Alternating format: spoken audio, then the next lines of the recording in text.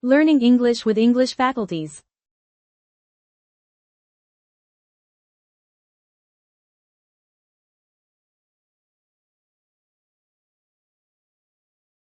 Hey there, young learners, and a big welcome to all the parents and helpers joining us today. I am absolutely thrilled to have you here.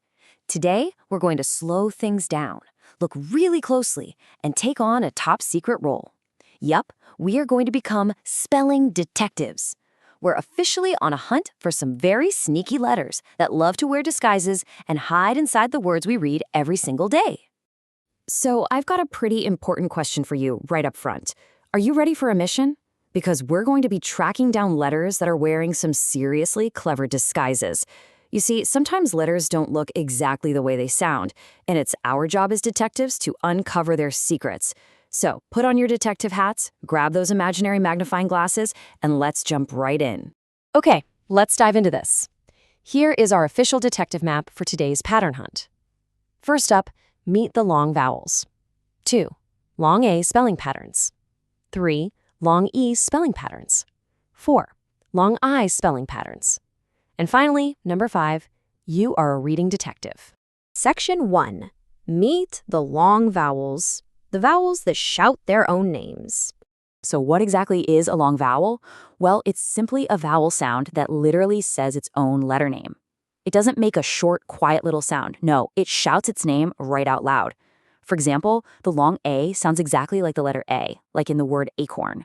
The long E sounds like E, like in equal. And the long I sounds just like I, like an ice. Actually, can you say those 3 out loud with me right now? A, E, I. Fantastic detective work. Section 2. Long A spelling patterns. Finding the disguises for the A sound. Now, what's really interesting about this is that vowels don't always look the way they sound. Here are 2 of the most common ways the long A disguises itself. Sometimes the letter A just sits all by itself at the end of a syllable. We call this an open syllable. And other times it uses a partner, the magic E. Let's take a look at that open syllable first. Let's sound out this clue together, nice and slow. Ba, bee, baby. Do you hear that very first part? Ba.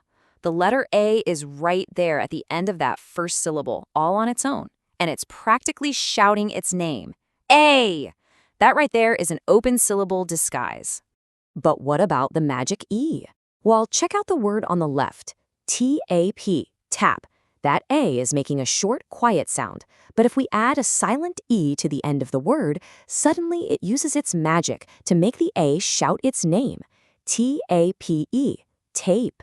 The short A in tap transforms into a long A in tape, all thanks to that magic E. And this brilliantly illustrates the point, side-by-side evidence. On the left, we've got our open syllables, basic, paper, radio. You hear that A, right? And over on the right, the magic E at work, cake, face, safe. The silent E on the very end makes the A in the middle say its name. You're getting totally natural at spotting these. Section 3, long E spelling patterns. Tracking down the E sound. Hold on to your hats, detectives, because the long E has even more disguises than the long A. Seriously, look closely at these clues. Sometimes it's spelled E-A, like in eat, or E, like in see. But it can also be E-Y, like in key, I, like in chili, or even I-E, like in field. Let's break these vowel teams down a bit. Okay, so here are 2 of the most common disguises where 2 vowels go walking together. On the left, we have the E-A disguise. Read these with me. Meat, leaf, peach. Do you see the E and the A sitting right next to each other? On the right, we've got the EE disguise. Feet, tree, bee. When you see those 2 E's together, they almost always shout E. So the crucial point here is that sometimes other letters really like to dress up as an E. Just look at the IE disguise. Monkey, honey, valley. The Y is teaming up with the E at the end of the word. Or look right in the middle. Sometimes just the letter I says E in words like broccoli, chili, and spaghetti.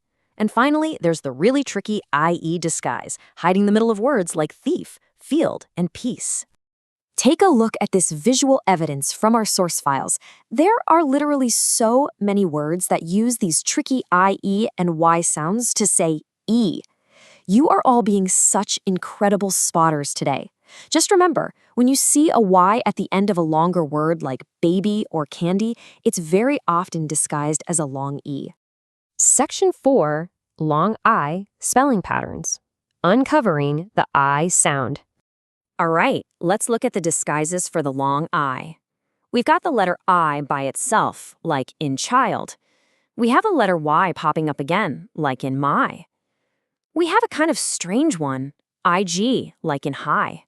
We have IE, like in pie. And of course, the magic E makes a dramatic return with IE. Did you notice that the letter Y loves to be a copycat? It steals the E sound in big words, but it totally steals the I sound in little words.